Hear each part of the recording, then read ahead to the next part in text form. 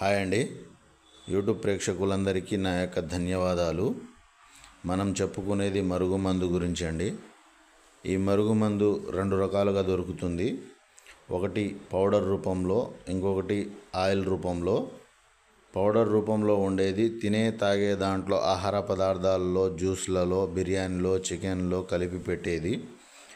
ఇంకొకటి ఆయిల్, అది బట్టలకు కానీ, చెప్పులకు కానీ, ఒంటికి కానీ, తలకు కానీ పూసేది. ఈ రెండు మార్గాల ద్వారా మనకు మాట వినని వారికి మన మాట వినే విధంగా మార్చుకోవడానికి ఈ మరుగుమందు పెట్టి ఉపయోగించవచ్చు. అయితే దేనికి ఉపయోగించాలంటే భార్యాభర్తల మధ్య గొడవలు ఉన్నా, లేకుంటే భర్త భార్య మాట వినకపోవడం, భార్య భర్త మాట వినకపోవడం, లేకుంటే ఇవాళ రేపు తల్లిదండ్రుల మాట వినకుండా పిల్లలు ఉండడం, అలాంటి పిల్లలకు కానీ, లేకుంటే ప్రేమించి పెళ్లి చేసుకుంటా అని చెప్పి మోసం చేసిన వారికి కానీ, లేకుంటే మనకు నమ్మించి డబ్బులు తీసుకొని వాపసు డబ్బులు ఇవ్వని వారికి కానీ, ఒక మాటలో చెప్పాలంటే మన మాట ఎవరైతే వినరో, మన మాట వినాలి అనుకొని మనం చెప్పుకుంటే ఖచ్చితంగా ఈ మరుగుమందు పెట్టి మన మాట వినే విధంగా చేసుకోవచ్చు.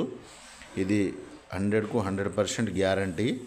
నాకు చాలామంది చాలా విధాలుగా ఫోన్ చేసి, గురుగారు నేను చాలా దగ్గర తీసుకున్నా, మోసపోయినా, నాకు పని కాలేదు, నేను వశీకరణ చేయించిన పని కాలేదు అని నా దగ్గర తీసుకొని విడాకులు దాకా పోయి వచ్చిన వాళ్ళు కూడా ఉన్నారు. మీకు పూర్తి వివరాలు కావాలంటే ఫోన్ చేయండి.